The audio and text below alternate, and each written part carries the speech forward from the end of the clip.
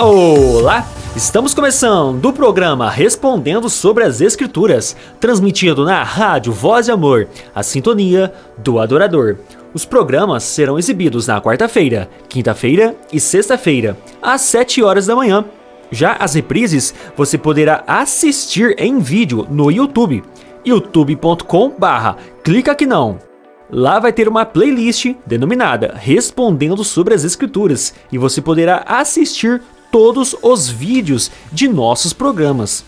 Ou você pode entrar lá no Facebook, facebook.com/Respondendo sobre as Escrituras, e lá tem todos os links de todos os programas. Também poderá fazer uma pergunta para nós ou alguma sugestão de programa. É mais fácil no WhatsApp? Então o telefone é 16 99299 9452. 16 99299 9452. Meu nome é Rafael Leonissa e é uma satisfação poder esclarecer suas dúvidas. É claro que eu não estou sozinho, estou com ele. Quem é você? José Odair, com muita alegria vamos compartilhar a palavra de Deus. José Odair, nesses últimos programas estamos tratando sobre as cartas direcionadas àquelas 7 igrejas em Apocalipse. E paramos então na carta destinada a Filadélfia. Vamos tratar hoje sobre este assunto e vamos extrair algumas lições para as nossas vidas. Antes da leitura e da explicação, vamos fazer uma oração. Senhor Deus, damos graças ao Senhor por tudo que já meditamos aqui juntos, por todos aqueles que foram enriquecidos pela Tua Palavra, e que mais pessoas assim sejam. Nós te damos graças e pedimos a Tua iluminação em nome do nosso Senhor e Salvador Jesus Cristo. Amém. Amém. Você está acompanhando agora o programa Respondendo sobre as Escrituras. Dúvidas não são mais desculpas para conhecer a palavra de Deus. José Odair, então, vamos tratar hoje sobre a carta à igreja de Filadélfia. Estava lendo ali alguns comentários nos nossos vídeos no YouTube, nas reprises, e até uma ouvinte do programa ela escreveu lá assim: quando que vocês vão chegar na carta à igreja em Laodiceia? Ela tem acompanhado aí todos os programas relacionados às cartas em Apocalipse. Então, vamos tratar agora sobre a carta à igreja em Filadélfia. Bom, estamos chegando, né, em Laodiceia, mas vamos fazer a leitura da carta a Filadélfia.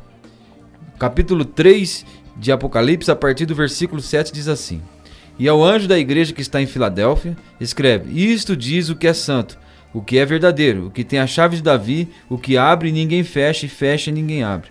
Conheço as tuas obras, eis que diante de ti pus uma porta aberta, ninguém a pode fechar. Porque, tendo pouca força, guardastes a minha palavra e não negastes o meu nome. Eis que farei os da sinagoga de Satanás e aos que se dizem judeus, e não são, mas mentem. Eis que farei que venham e adorem prostrado aos teus pés, e saibam que eu te amo. Como guardastes a palavra da minha paciência, também eu te guardarei da hora da tentação que há de vir sobre todo o mundo, para tentar os que habitam sobre a terra.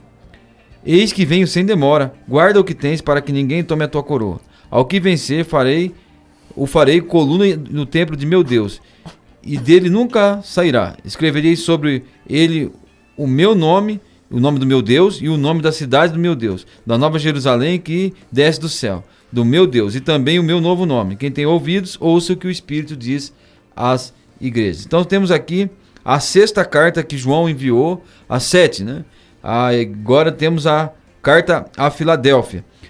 Uma curiosidade desta carta aqui é que não há nenhuma repreensão, né? Na carta de Filadélfia nós não encontramos da parte do Senhor Jesus nada que ele tenha contra essa igreja, mas ele vem e destaca a fidelidade da igreja de Filadélfia e os exorta a permanecerem assim fiéis. Então a igreja de Filadélfia não tem aqui nenhuma repreensão a essa igreja. Entrando um pouco na história da cidade, como nós vimos um pouco da história de cada uma das cidades, o Senhor Jesus vai usar a história da cidade, então vamos dar alguns detalhes. A cidade de Filadélfia ela foi fundada entre o ano 138 a 159 a.C. por algumas pessoas que vieram de Pérgamo até esse lugar. E eles tinham um propósito. O propósito de fundar Filadélfia numa região que fazia divisa entre a Lídia, a Frígia e a Mísia. Eles tinham um propósito. O propósito era se tornar uma cidade missionária da cultura e da língua grega. Esse foi o propósito pelo qual a cidade de Filadélfia foi fundada neste local. Ela era um local estratégico, mas não era militar. O propósito da cidade de Filadélfia era, enfim, divulgar a cultura grega e a língua também dos gregos ali. E diz-nos os historiadores que eles foram tão eficientes nesta sua missão que eles haviam tomado para si, que ali pelo ano 19 da nossa era, a Lídia já havia esquecido o seu idioma e havia adotado toda a cultura e a língua grega como sua, né? Então, nesse propósito, Filadélfia foi muito bem sucedida. E por que chama Filadélfia? Porque o rei que fundou essa cidade foi Átalo II. E este rei gostava muito do seu irmão. Ele tinha um irmão chamado Eumenes. E ele amava muito esse irmão. E Filadélfia, na língua original, significa aquele que ama o seu irmão. Então, o rei Átalo II amava muito o seu irmão Eumenes. E o nome da cidade, Filadélfia, foi dado em homenagem a esse fato dele gostar muito do seu irmão. O que mais? Nós já mencionamos que houve ali no comecinho da nossa era um terremoto que devastou 10 cidades ou mais, ali aproximadamente mais de 10 cidades, 11 mais ou menos, foram destruídas por esse terremoto. E destruiu Sardes, destruiu outras cidades. Mas essas cidades foram destruídas por esse terremoto. O que diferencia é que a cidade de Filadélfia, ela continuou tendo abalos sísmicos constantes. Então, ali quase todos os dias a cidade tremia. Existem historiadores que relatam que essa cidade sofria abalos constantemente. Eu vou ler aqui o que diz Estrabão. Ele diz assim: os tremores se sucediam quase todos os dias. Grandes gretas se abriram nas paredes das casas. Uma boa parte da cidade estava totalmente em ruínas. A maioria da população vivia fora da cidade, em choças, e temiam transitar pelas ruas da cidade pelo perigo de que lhe caísse em cima alguma parede ou pedra. Os que ainda se animavam a viver na cidade eram considerados loucos. Passavam boa parte do tempo escorando as paredes e os tetos da casa em que habitavam. E todo o tempo deviam interromper suas tarefas e sair ao ar livre quando começava a tremer. Então imagine como que era viver ali naquela cidade. Ela tinha abalos sísmicos quase que diários. A experiência do terremoto nas outras cidades foi a destruição, mas a destruição foi no momento. Enquanto que em Filadélfia os abalos se sucederam durante um bom tempo. Então a cidade ficou completamente em ruína. E o imperador romano, ele isentou a cidade de impostos e também contribuiu para que a cidade fosse reedificada. O mesmo que aconteceu ali em Sardes. E os habitantes de Filadélfia, eles ficaram tão agradecidos que mudaram o nome da cidade para Nova Cesareia, né? Então, em agradecimento ao gesto do imperador. Mais tarde, o imperador trocou, veio a ser Vespasiano, e Vespasiano tinha o sobrenome de Flávio, e a cidade mais uma vez mudou o nome para a cidade de Flávia, para homenagear o imperador Vespasiano. Então o nome dela foi trocado para o nome de Flávio. Então são algumas coisas que nós podemos aí adquirir da história da cidade. Mas vamos ver a maneira como o Senhor Jesus se apresenta na igreja de Filadélfia. Diz que ao anjo que está em Filadélfia, isso diz o que é santo, o que é verdadeiro, que tem a chave de Davi, e abre e ninguém fecha, e fecha e ninguém abre. Então uma das coisas que nós encontramos aqui é que Jesus é santo. E se nós formos para o Velho Testamento, naquele texto muito conhecido de Isaías capítulo 6, nós vamos lembrar que ali em Isaías capítulo 6, a visão que ele tem é do trono de Deus. Ele diz: no ano em que morreu o rei Uzias, ele viu o Senhor assentado sobre um alto e sublime trono, viu os anjos que voavam sobre o trono de Deus e que proclamavam: santo, santo, santo é o Senhor. E no Velho Testamento, Deus é conhecido como o santo. E agora nós estamos vendo que o Senhor Jesus Cristo, ele é chamado de o santo, separado, né? É o que significa a palavra santo, porque Deus está longe, está distante do pecado, e o pecado não entra na sua presença. O título de santo é dado a Deus, mas também é dado ao Senhor Jesus, que aqui recebe títulos que são dados a Deus ali no Velho Testamento. Ainda no profeta Isaías, capítulo 40 e o versículo 25, nós encontramos o seguinte. Ele diz assim: a quem, pois, me farei semelhante, para que eu lhe seja igual? Diz o santo. Então, por todo o Velho Testamento, a santidade de Deus é destacada, e o título de santo só cabe a Deus. E agora, o Senhor Jesus também é chamado de o santo na carta de Filadélfia, demonstrando mais uma vez, reforçando a ideia que Deus e o Senhor Jesus Cristo são a mesma pessoa, né? Ou seja, o que o Pai é, o Filho é. Assim como nós vimos em João, eu e o Pai somos um, reforçando a ideia então da Trindade. O que mais? No livro do profeta Isaías, no capítulo 43 e o versículo 15, nós vamos encontrar o seguinte, diz assim: eu sou o Senhor, o vosso santo, o Criador de Israel, vosso rei. Só para demonstrar, né, que nós podemos encontrar por boa parte do Velho Testamento que Deus é santo. E qual outro título que nós encontramos aqui na carta de Apocalipse de Deus, do Senhor Jesus Cristo, que também é dado a Deus? Outro título que nós temos aqui é que é verdadeiro. O que é verdadeiro aqui, a palavra no original está ao contrário a tudo aquilo que é falso. Uhum. Ou seja, o Senhor Jesus Cristo, quando nós encontramos Ele, tudo nele é verdade. Quando você encontra as respostas no Senhor Jesus Cristo, você não precisa procurar em lugar nenhum mais. A Bíblia diz que o Senhor Jesus, Ele é homem. Ele é homem 100% homem e verdadeiro. Isso em contradição aos que os gnósticos diziam, que Jesus não veio em carne. E quando nós vemos a declaração que o Senhor Jesus também, Ele é um com o Pai, Ele é Deus em toda a sua essência. Então, quando nós olhamos para o Senhor Jesus Cristo, nós encontramos ali o que Deus é, na pessoa do Senhor Jesus Cristo. Ele é a imagem do Deus invisível, o primogênito de toda a criação. Como diz a palavra de Deus em Colossenses, e também nós vamos encontrar em Hebreus que o Senhor Jesus é o resplendor da glória, a expressão exata do seu ser. O Senhor Jesus mesmo diz: eu sou o caminho, a verdade e a vida. Ninguém vem ao Pai senão por mim. Então o Senhor Jesus é santo e verdadeiro. E ele diz que ele tem a chave de Davi, e que abre e ninguém fecha, e fecha e ninguém abre. Bom, a que ele está se referindo aqui?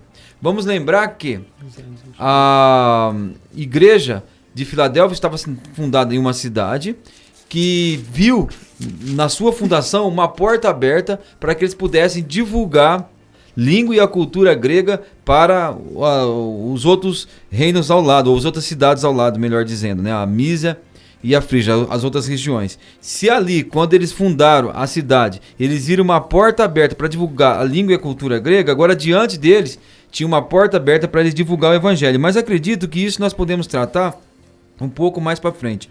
A resposta para o que nós lemos aqui, que diante dele pus uma porta aberta, está no livro do profeta Isaías, porque creio eu que isso foi tirado ali de Isaías, capítulo 22 e versículo 22, nós temos aqui a história de um mordomo do rei Ezequias, que diz assim, que a ele, Eliaquim, né, porém a chave da casa de Davi sobre o seu ombro, ele abrirá e ninguém fechará, fechará e ninguém abrirá. Então esse era o servo do rei Ezequias, ele tinha a chave. Se uma pessoa quisesse ter acesso ao rei, ele tinha que ir ao Eliaquim, que tinha a chave. Então o que está dizendo aqui?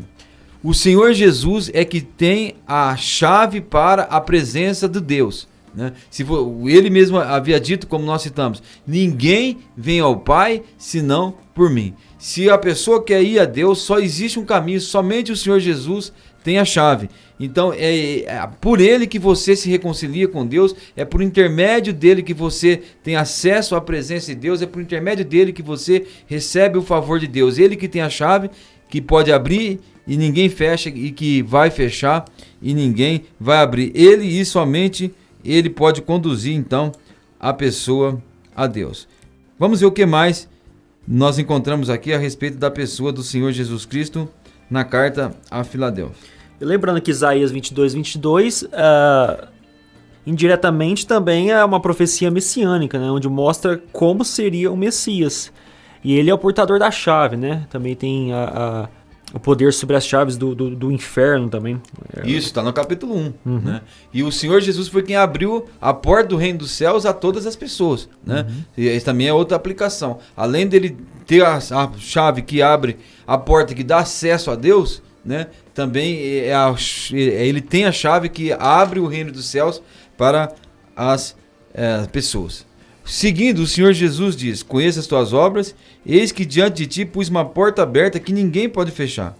Porque tendo pouca força guardastes a minha palavra e não negastes o meu nome. Agora, o que vem ser a porta, né? Que o Senhor Jesus pôs diante da igreja de Filadélfia uma porta aberta que ninguém pode fechar. Quando nós vamos para o Novo Testamento, vamos ver em outros lugares onde nós temos visto a porta aberta, Paulo fala da oportunidade de pregar o evangelho, né? Ele fala como no relato lá quando ele volta da sua viagem missionária, ele conta à igreja de Antioquia como que Deus abriu a porta da pregação aos gentios, né? Em outra oportunidade ele vai falar que uma porta grande se me abriu e que há também muitos adversários. Então, nós temos uma porta aberta diante de nós que ninguém pode fechar. É a oportunidade de pregar o evangelho a todas as pessoas. Nós não precisamos ser missionários para pregar o evangelho. Nós temos uma grande missão dada por Deus de pregar a palavra de Deus a todas as pessoas que nós conhecemos e a todas as pessoas que nós nos relacionamos, e principalmente a preocupação de pregar com aqueles que estão dentro da nossa casa, para com aqueles que são próximos de nós. Eu quero te perguntar se você se lembra o que o Senhor Jesus disse ao demoniado que ele curou ali na terra dos Gadarenos. Quando o demoniado chegou no Senhor Jesus, depois de ter sido curado, ele disse ao Senhor Jesus que queria segui-lo. Você se lembra, Rafael, qual foi a resposta que o Senhor Jesus deu a ele? Então, Zeldar, ele disse lá em Lucas capítulo 8, verso 39, diz o seguinte: volta para casa e conta aos teus tudo o que Deus fez por ti. Então, foi ele anunciado por toda a cidade todas as coisas que Jesus lhes tinha feito. Ou seja, ele anuncia aos teus, e ele anunciou, sem dúvida, àqueles que pertenciam à sua família, mas também no lugar onde ele morava, ele anunciou a palavra de Deus para as pessoas que estavam ali. Semelhantemente, o que aconteceu com a mulher samaritana, que voltou para a cidade e contou para as pessoas ali o que o Senhor Jesus havia feito por ele. Então, todos nós temos uma porta aberta para pregar o evangelho que ninguém pode fechar. Mas também a questão da porta aberta pode significar o fato de agora, depois da morte do Senhor Jesus Cristo, todos nós podemos ter livre acesso à presença de Deus a qualquer hora. A porta da oração, a porta para que nós possamos entrar no Santo dos Santos está sempre aberta para nós. E essa porta ninguém pode fechar. O Senhor Jesus é que abriu essa possibilidade. Então temos essas duas aplicações que são complementares. Nós temos a porta aberta para pregar o evangelho para todas as pessoas, não precisamos sair de onde nós moramos, e também temos a porta aberta para a presença de Deus, né? E podemos acessar o favor de Deus, orar a Deus, entrar em sua presença a qualquer hora e em qualquer lugar. Então o Senhor Jesus disse que colocou diante deles uma porta aberta e que ninguém podia fechar. Veja que ele está aqui usando a história da cidade, né? Que era uma cidade fundada para divulgar a língua e a cultura grega, e eles foram bem sucedidos nisso, e a igreja de Filadélfia também tinha a mesma oportunidade, não de divulgar uma cultura, mas divulgar a palavra de Deus, divulgar a salvação, divulgar o reino dos céus e divulgar o evangelho para todos os lugares. E o Senhor Jesus disse que eles tinham pouca força, mas guardastes a minha palavra e não negastes o meu nome. Então, não nos é informado, mas a igreja de Filadélfia passou por um momento difícil. E nesse momento difícil, o Senhor Jesus diz que eles guardaram a sua palavra e não negaram o seu nome. No momento difícil, eles demonstraram fidelidade, demonstraram que realmente eram cristãos e demonstraram o valor da sua fé.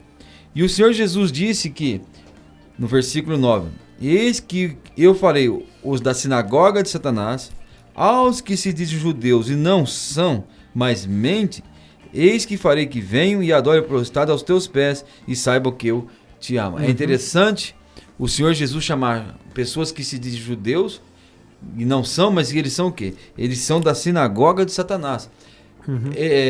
Nessas cidades sempre existiam judeus e eles tinham as suas sinagogas onde eles se reuniam, né?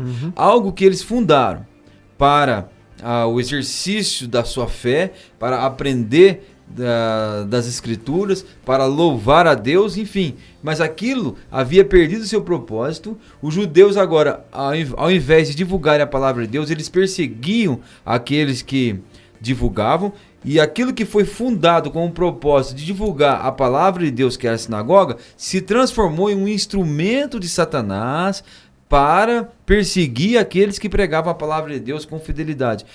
Eu vejo essa inversão nos nossos dias, né? Tem muitos lugares que foi fundado com o propósito de divulgar a palavra de Deus, mas se perderam com o passar do tempo e agora o que fazem com mais eficiência é perseguir a verdadeira doutrina, é perseguir aqueles que pregam o evangelho verdadeiramente. Agora, existe uma coisa interessante aqui.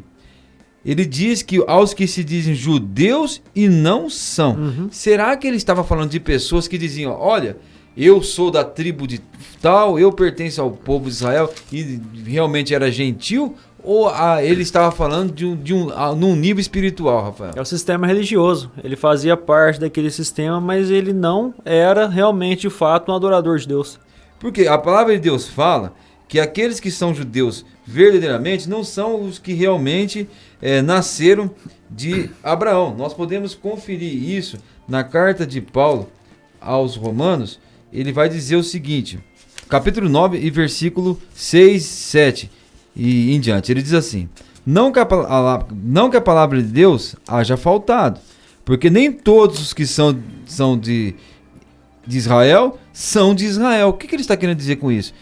João Batista, quando conversava com os judeus, e ele disse a eles o seguinte, não adianta vocês baterem no peito e dizer que são filhos de Israel, que são filhos de Abraão, porque dessas pedras Deus pode suscitar filhos a Abraão. Ele está querendo dizer que filhos de Abraão é aqueles que têm a mesma fé. Filhos de Abraão são aqueles que amam a Deus como Abraão amou, e não aqueles que são descendentes de Abraão. Então eu entendo aqui que essas pessoas, eles eram judeus de nascimento, eles verdadeiramente eram judeus segundo a carne, mas espiritualmente não eram. Né? Como diz aqui no capítulo 9, versículo 6. Aliás, a igreja ela é inserida, né? A igreja tem tantos gentios quanto judeus, e somos circuncidados espiritualmente e somos um israelita também espiritual. Isso. Nós somos de sangue, mas somos espiritual. O interessante é que na carta à igreja em Esmirna, no capítulo 2, no verso 9, repete, né, sobre a sinagoga de Satanás. Conheça a tua tribulação, a tua pobreza, mas tu és rico. E a blasfêmia do que a si mesmo se declaram judeus e não são, sendo antes sinagoga de Satanás. Isso, eles, na cabeça deles, estavam servindo a Deus, mas não estavam. O que eles estavam fazendo, eles estavam perseguindo a Deus e perseguindo os seus servos. Aquilo que teve um propósito de servir a Deus, virou agora instrumento de Satanás. O que a Bíblia fala? Nos últimos tempos, muitos apostatariam da fé, dando ouvido a espíritos enganadores e a doutrinas de demônios. Então o que acontece? Tem muito lugar hoje que quem ocupa o púlpito está ensinando, por meio de um espírito enganador, está ensinando doutrinas de demônios. Agora a Bíblia diz que não são poucos, não. A Bíblia diz que são muitos, né?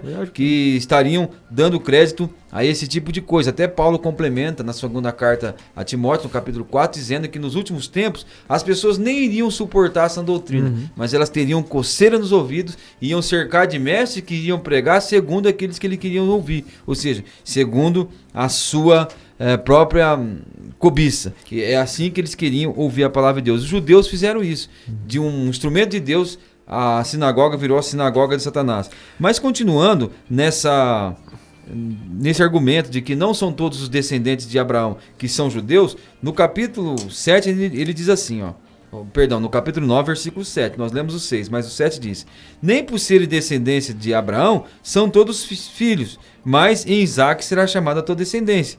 Isto é, não são os filhos da carne que são filhos de Deus, mas os filhos da promessa são contados como descendência. Então aqueles que têm a mesma fé de Abraão são contados como descendência. E isso também está reforçado em Gálatas capítulo 6 e o versículo 16, que diz assim: e a todos quanto andarem conforme esta regra, paz e misericórdia sobre eles e sobre o Israel de Deus. Então, aqueles que realmente têm a mesma fé de Abraão, aqueles que têm o mesmo amor por Deus que Abraão teve, esses realmente são os verdadeiros judeus, e não aqueles que são apenas descendentes de Abraão. O que Deus diz no versículo 9 a respeito deles?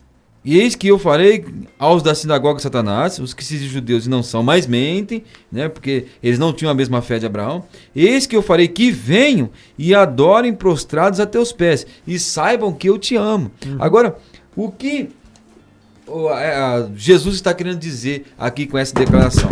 O que acontecia no Velho Testamento? Quais eram as promessas de Deus aos judeus no Velho Testamento? Diz assim em Zacarias, nós poderíamos ler outros textos, mas Zacarias capítulo 8, versículo 22 e 23 diz assim, virão muitos povos e poderosas nações buscar em Jerusalém ao Senhor dos exércitos e suplicar a favor do Senhor. Assim diz o Senhor dos exércitos: naquele dia sucederá que pegarão 10 homens de todas as línguas das nações, pegarão sim na orla da veste de um judeu, e lhe dirão: iremos convosco, porque temos ouvido que Deus está convosco. Então o que o judeu acreditava? Ele acreditava que um dia os gentios, enfim, iriam reconhecer que Deus estava com eles, e eles viriam até Jerusalém e pegariam na orla de um vestido de um judeu, e eles juntos se prostrariam diante de Deus e adorariam a Deus. Mas veja como que a situação aqui está invertida. É os judeus que agora iriam até os gentios que haviam se convertido e haviam se tornado verdadeiro Israel, né? E haviam mostrado que eram descendentes de Abraão segundo a promessa, e os judeus iriam reconhecer que realmente Deus estava com os gentios, porque os judeus agora haviam virado sinagoga de Satanás. Eu quero alertar para o perigo de que existem muitos lugares, como nós falamos, que começaram com o propósito certo, mas perderam o propósito. Então, aconteceu isso com os judeus. E acontece também com muitos grupos e com muitas igrejas, que foram se desviando ao longo do tempo e deixaram completamente a razão correta de uma igreja existir. Hoje as pessoas não buscam salvação. Hoje as pessoas não buscam um relacionamento sadio com Deus. Buscam curas, buscam sinais, buscam prosperidade, buscam coisas que Deus não tem prometido para este mundo. Quando as promessas de Deus é nos abençoar com toda sorte de bênçãos espirituais em Cristo Jesus nas regiões celestes. Então, o Senhor Jesus disse que esses judeus um dia iriam reconhecer que Deus estava também com os gentios. E o versículo 10 diz: como guardastes, aliás, não posso deixar passar isso aqui. Eles vão saber, no finalzinho do versículo 9, Jesus diz: e saibam que eu te amo. Então, imagine isso na cabeça do judeu. Imaginar que Deus amava os gentios e eles teriam que reconhecer que Deus estava com os gentios e que os amava. Então, o versículo 10, ele continua dizendo: como guardaste a palavra da minha paciência, também eu te guardarei da hora da tentação que há de vir sobre o mundo, para tentar os que habitam sobre a terra. Então, eles guardaram a palavra do Senhor Jesus e o Senhor Jesus também os guardaria. E eu fiquei impressionado ao ler um comentário que é um pouco antigo, mas até pouco tempo atrás, ele diz assim, que as outras cidades estavam em ruínas, a não ser Esmirna e Filadélfia. Inclusive, Filadélfia conserva, até pouco tempo atrás, uma comunidade de aproximadamente 1.000 cristãos. Então, o que nós temos aqui? Depois desse tempo aqui, aconteceu muita coisa nessa região. o Império Turco-Otomano tomou ali e os muçulmanos tomaram conta daquela região, e durante muito, muito tempo a igreja de Filadélfia permaneceu sendo, né, cristãos que viviam entre muçulmanos. Você pode imaginar isso? Né? E eles foram guardados de tudo isso. Aconteceram, o Império Romano caiu, houve invasões, guerras, o Império Muçulmano, né, o Império Turco-Otomano tomou essa região, eles passaram por muitas tribulações, o cristianismo foi varrido, né, dessa região, mas Filadélfia continuou levantando a bandeira da fé cristã, e até pouco tempo atrás se tinha notícia de aproximadamente 1.000 cristãos aqui nessa cidade. Então eles passaram por tudo isso e ainda continuaram levantando a bandeira do Evangelho. O Senhor Jesus os guardou, assim como ele promete guardar todos aqueles que nele confiam. Então nós estamos fazendo uma aplicação prática sobre o que aconteceu na história dessa igreja. O fato é que essa igreja passou por muita tribulação e foi guardada, tanto que, como nós dissemos, até pouco tempo atrás havia-se notícia de uma grande comunidade de cristãos nessa cidade, que passou por a queda do Império Romano, que passou pela invasão muçulmana, pelo Império Turco-Otomano, e permaneceu até os dias atuais com uma grande quantidade de cristãos nessa cidade. Ô José Aldar, interessante nesse verso 10, né? Porque guardaste a palavra da minha perseverança, também eu te guardarei da hora da provação. Eu estava lendo aqui o comentário Beacon, nesse versículo aqui, né, comentando sobre Apocalipse capítulo 3, verso 10, e aqui tem uma parte que ele escreve um comentário assim, bem interessante mesmo. Diz assim, tem havido uma discussão considerável se te guardarei da hora da tentação. Significa isenção do tempo da provação, ou ser guardado neste tempo. A palavra da no grego é apo, para longe de, mas ek, que significa fora de. À luz disso, Carpenter escreve: a promessa não significa ficar guardado longe da tribulação, mas ser guardado no meio dela. Da mesma forma que a cabeça de alguém é mantido acima da água. Sweet escreve: para a igreja de Filadélfia, a promessa era uma garantia de proteção em qualquer prova que lhe pudesse sobrevir. Também é uma promessa para nós de que nosso Senhor nos manterá em segurança em qualquer época de teste. Resumindo, esse termo aqui, ser guardado por Cristo, não significa ser isento da tribulação, mas ser guardado dentro de tribulação, dentro de provações. Então o texto, ele basicamente tem esse ensino. Bom, nós não temos tratado das cartas às igrejas da Ásia de uma forma profética, como contando as eras da igreja na Terra. Não tem sido esse o nosso propósito.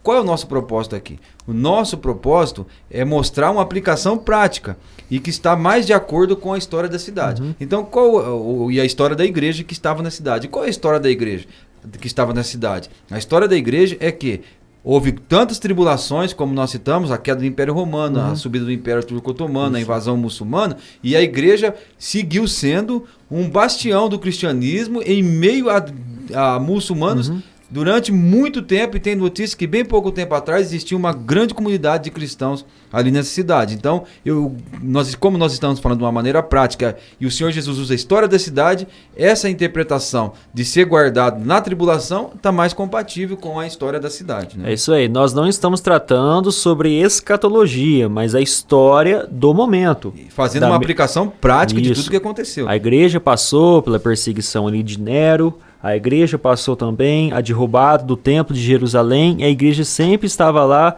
protegida por Deus. Sempre a igreja foi protegida por Deus e guardada por Deus no meio dessas tribulações históricas que estão registradas aí nos livros históricos sobre o cristianismo. Isso mesmo. Bom, seguindo.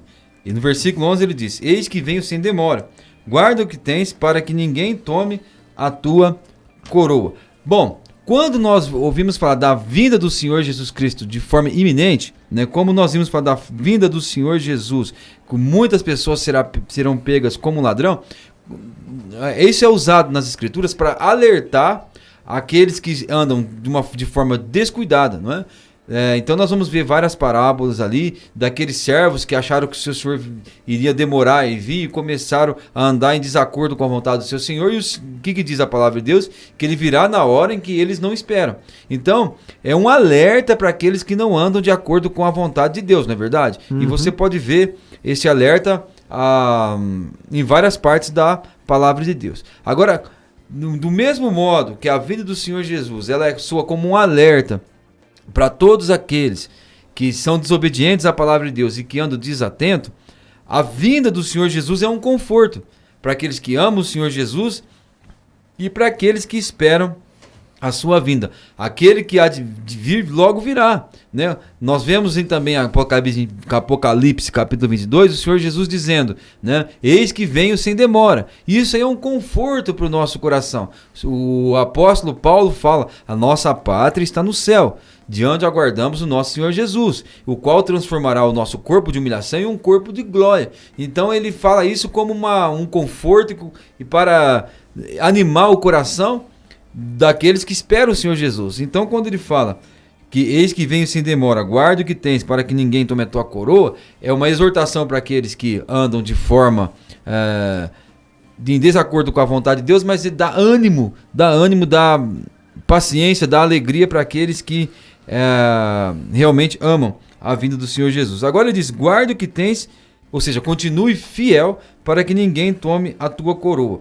O que ele está querendo dizer com isso? Não é que ninguém vai tirar a coroa da sua cabeça, mas vamos ver na palavra de Deus alguns casos. Quem era o primogênito de Jacó? Era Rúben, mas Rúben ele perdeu a sua primogenitura para Judá. Quem era o primogênito de Isaac? O primogênito de Isaac era Esaú, mas ele perdeu o seu direito de primogenitura para Jacó. Quem foi o primeiro rei ungido de Israel? Foi Saul. Mas ele perdeu o seu reino para Davi. Judas era apóstolo, mas ele perdeu a oportunidade para Matias. O povo de Deus era Israel, mas Israel então perdeu a sua oportunidade e foi quebrado da videira e os gentios foram enxertados. Então Deus nos dá a oportunidade de trabalhar. Se nós não fizermos o nosso trabalho, a obra de Deus não vai parar. Essa oportunidade de servir, essa oportunidade de se dedicar e ganhar, juntar tesouros no céu, será dada então a outra pessoa. Ele está dizendo, a obra de Deus não vai parar. A obra de Deus vai continuar. E Deus vai usar outra pessoa então para continuar o seu serviço e para propagar o evangelho. Então, nós temos aqui algumas promessas que o Senhor Jesus faz à igreja de Filadélfia. Versículo 12. A quem vencer, eu farei coluna no templo de meu Deus, e dele nunca mais sairá.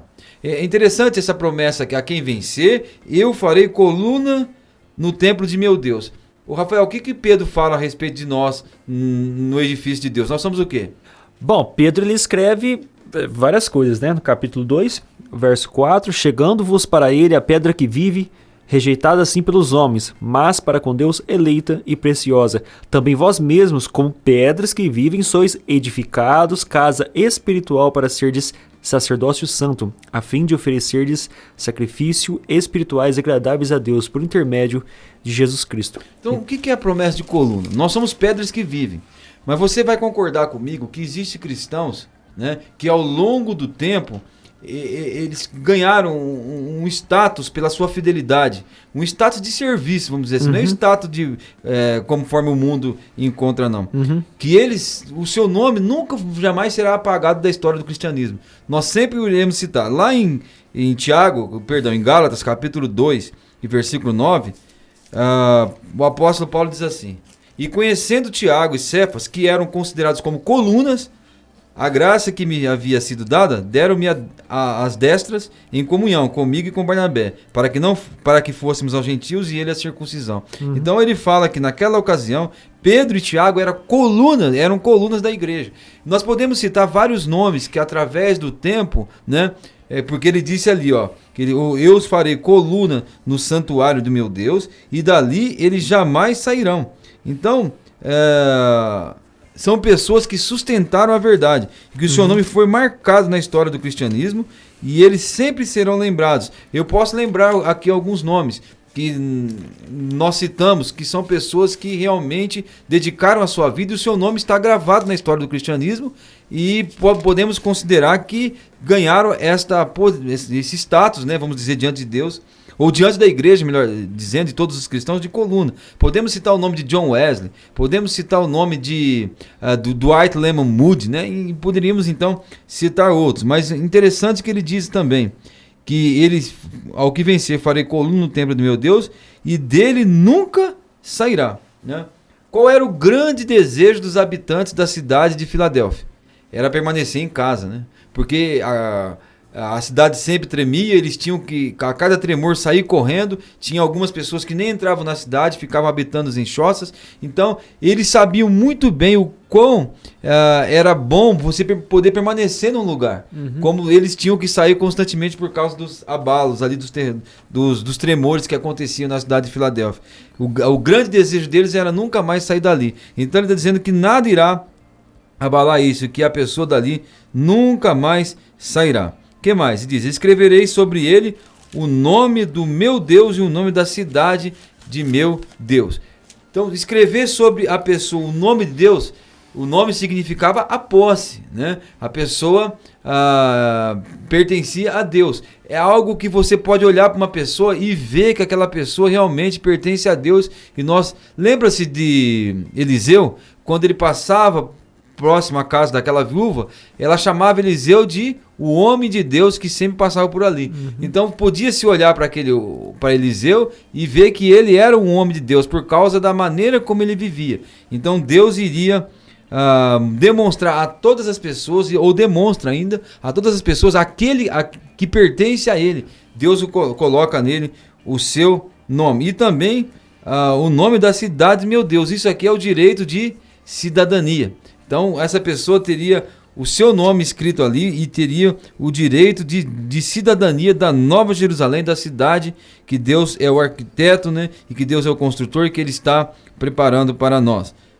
E ele fala, a Nova Jerusalém que desce do céu e do meu Deus. E também o meu novo nome, né? Agora, é interessante ele falar, e também o meu novo nome, e isso nos enche de curiosidade. Mas infelizmente, né, ou felizmente, Deus tem os seus motivos, ele não quis revelar esse nome. E é impossível ficar especulando, porque Apocalipse, capítulo 19, e versículo 12 diz assim, e os seus olhos eram como chamas de fogo, e sobre a sua cabeça havia muitos diademas, e tinha um nome escrito que ninguém sabia senão ele mesmo. Então não adianta ficar especulando qual seria esse nome. Jesus terá um novo nome que será colocado no cristão. Então quantas promessas maravilhosas tem aqui para a igreja de Filadélfia. A pessoa seria coluna no santuário de Deus e dali nunca jamais sairia. Ela teria o nome de Deus escrito nela, o nome da cidade, com o direito de cidadania. Nós somos cidadãos dos céus e também ela teria o novo nome do Senhor Jesus Cristo, né? Então ele encerra a carta a Filadélfia com a exortação então para o indivíduo. Quando ele diz, quem tem ouvidos, ouça o que o Espírito diz às igrejas. Aqui ele individualiza. Ele manda uma carta para uma igreja, exortações gerais para uma igreja, mas também são exortações individuais. E quem tem ouvidos, então ouça o que o Espírito diz às igrejas. Bem as palavras de Cristo mesmo nos seus evangelhos, né? Nos evangelhos dos apóstolos ali, quando Jesus falava, quem tem ouvidos, ouça. Então, Jesus Cristo, as Escrituras exortam a pessoa e quem tem ouvidos realmente e quiser aprender, está aí, registrado nas Escrituras. E tem que ter atenção para ouvir, né? Tem pessoas que ouvem, mas não guardam.